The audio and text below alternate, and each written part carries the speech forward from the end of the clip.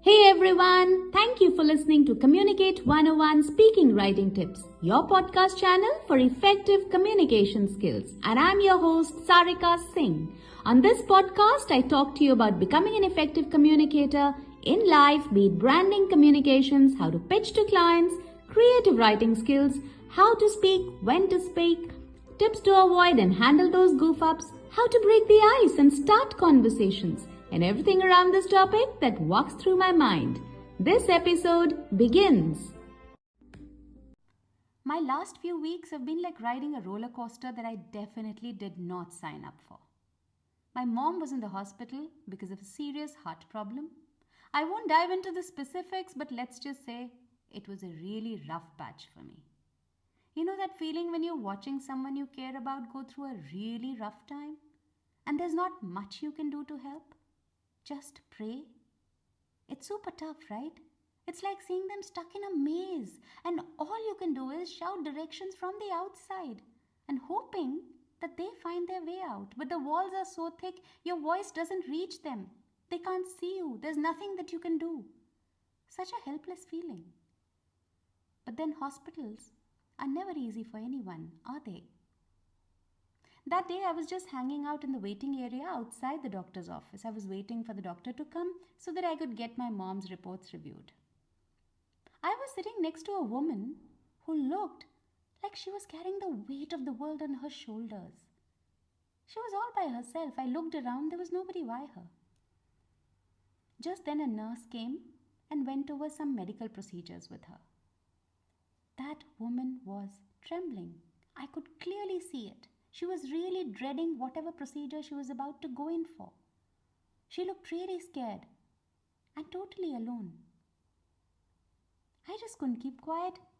You know how I am, so I gently said, "I hope you're feeling okay. Is everything all right?" As soon as the words left my mouth, her eyes, those small, round eyes of that petite body, started to fill with tears. It was like she'd been waiting for someone, anyone, just anyone, to ask her that very question. She tried to smile, a brave, strained sort of smile, that forced smile. And she whispered, "Yes, I'm okay." But then she took another look at me, and maybe seeing that I really cared, that I was still looking at her, that I was actually asking her if she was okay. That's when she let the mask fall. "Actually, ma'am, I'm not okay," she admitted. Her name was Pia. Pia told me her whole story.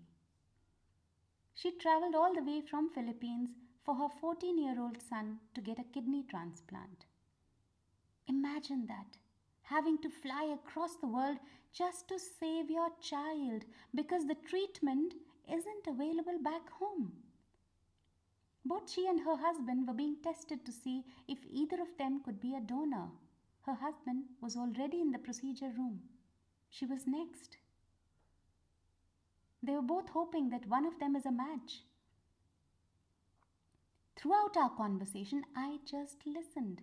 There's nothing that I did. I only nodded. I only looked at her, showing her that I was there in that moment. She asked me to pray, a stranger to pray, that one of their kidneys would be a match. I touched her hand, nodded, gave her my number in case she needed any help late at that time. A simple gesture to show her that I was there with her in that fight. Talking to me, even just for a couple of minutes, seemed to give her so much comfort, so much strength for the daunting tests ahead. She was so nervous otherwise. Isn't it amazing how a little bit of kindness, one look, one word, a small light in a dark room, we can make such a big difference in even a stranger's life.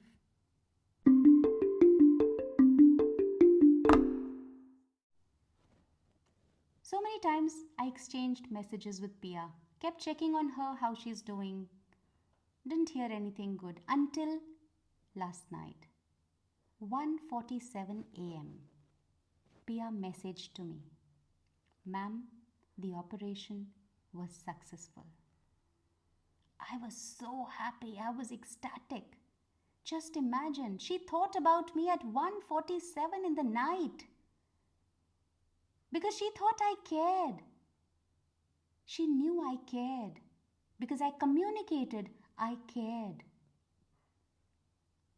Earlier when I was talking to her that day in the hospital, it was like turning the spotlight from myself to her. At first, I was all caught up in my own pain, in my own worries, having a tunnel vision. But then, as I started talking to Pia, my pain was like zooming out and seeing her struggles. I was thinking about her and not myself. Sometimes when you're eating a pizza with a group of people and you realize someone else is hungrier, you quietly slide the last big piece their way. Have you done that sometime? Just by chatting with Pia, I could tell it made a difference. It helped ease her pain, even if a little bit. I brought her healing, some healing with that little communication. That got me thinking. If those few words with a stranger, when I communicated without really knowing her, I could make a difference.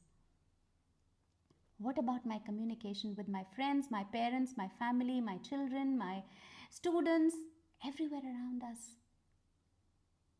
We communicate with them all the time, but do we really communicate? And do we communicate effectively? Are we able to convey what we exactly feel or how we want them to feel?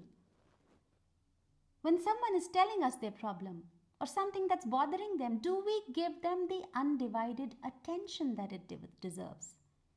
Or are we half there, half scrolling on the phone, half flipping through paperwork, thinking about a million other things? Ask yourself, how many times have you as a parent listened to your child's stories when he was telling what happened to him in the playground? While listening to him, were you folding clothes? Or were you laying the table? Or were you on the mobile phone? When was the last time you looked at your mother in the eye when she was, as usual, ranting her health problems? When? Are you communicating? What are you communicating when you're not giving that undivided attention? Imagine walking into your office or whatever, your bedroom. You find a thank you note from someone for something nice that you did. A little note, a small note can really lift your spirits, right? It can light up your day.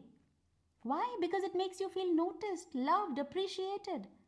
That's the power of giving someone your full attention. It's like that thank you note, but just in the form of listening.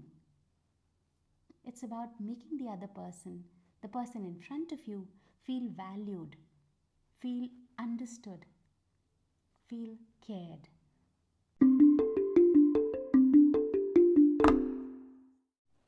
Think of communication like a secret language that we all speak without even realizing it. It's not even the words that we say. It's about the gestures, the expressions, the vibes that we give off. When someone gives you a high five, it's like they're saying, "Great job, man," without even opening their mouth. Imagine walking into a room feeling a bit down and suddenly a friend gives you a big bear hug. Instantly, this lifts your spirits. But sometimes we're not as aware of our own communication signals. Even crossing your arms or slouching when someone's talking to you, it's like putting an invisible barrier saying, "I am not really listening." There isn't a formal school which teaches you all this. You don't learn it in grade 8 or 9 or 10 in CBSE or IB or IGCSE. But it's a life skill. Just like swimming or driving or cooking, you need to know how to communicate effectively to enhance your relationships, personal or professional, or even with yourself. Communication skills are not English skills, and I say it time and again in all my workshops. They are not language skills, they are not grammar skills. It doesn't matter if you can frame grammatically correct sentences. It doesn't matter if your vocab isn't fancy. All that matters is whatever you want to say, were you able to put it in words? And did those words reach the listener completely unadulterated, making him understand exactly what you wanted him to understand? That's communication.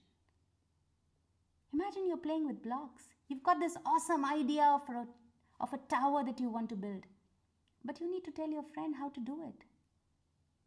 Now, communication is like explaining to your friend how to build that tower. Can you do that? Were you able to tell your friend exactly what you meant? Did your instructions get through to him clearly without getting mixed up? If they did, well then, congratulations, you just nailed communication, my friend. It's all about getting your message across so that the other person gets it, just like building that tower together.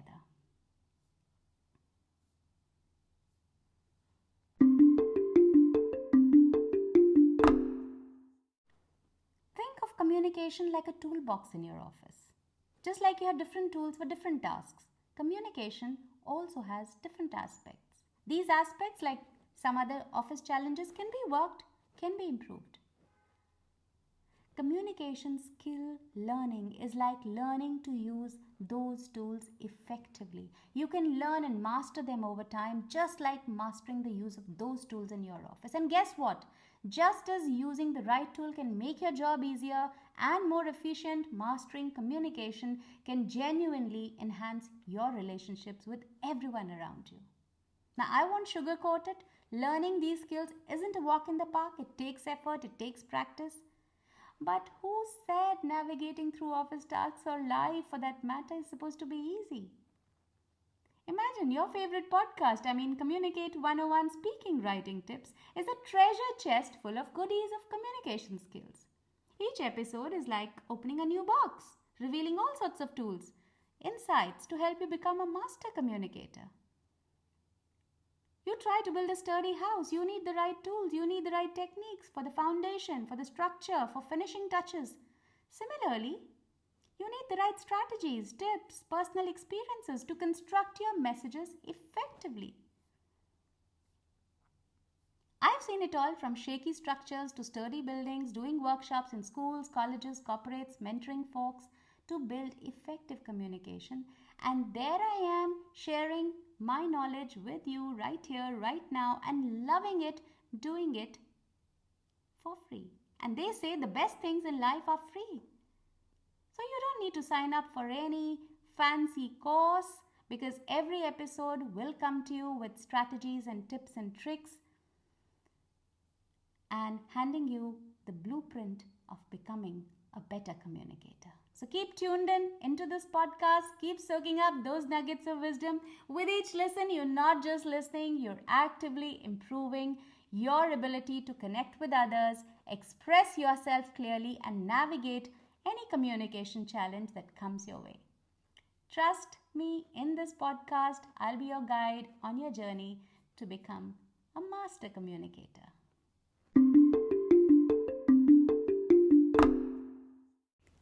Before I sign out for today, I'm going to ask you one question, the same question, but for 3 different situations. My question every time is going to be, what are you communicating when you say this? Let me tell you the 3 different situations. Situation number 1. You book an appointment, a Zoom call maybe with someone, and you don't show up. You don't even follow it up with an apology, giving the reason for the no-show or making someone wait. You stay silent. Dead silent. What are you communicating? Situation number 2. You applied for a job. You gave the interview and all went very well. You were sure they would respond positively. They don't. They are silent. You don't check with them, wondering if it's appropriate to ask. You stay silent. What are you communicating? Situation number 3. You had an argument with a friend or a partner. It was their fault. You believe they should apologize, or at least they should make the first move. They don't. Time goes by. You stay silent. What are you communicating?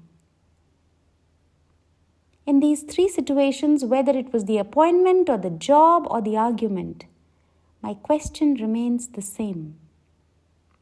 Are you communicating something? If yes, then what are you communicating?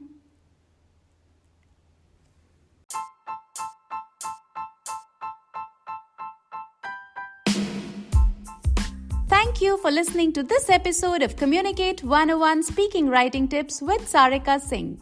If you want to be notified of upcoming episodes, be sure to hit the subscribe button and follow the podcast. I'll be back to share more stories, more life experiences, and more communication tips every Friday. If you want to reach me or connect with me, just put your comments in the comment box below or mail me at info@sarikasingh.in. I know you're going to rate and review this podcast, so a big thank you in advance. Stay tuned and think about what we talked today.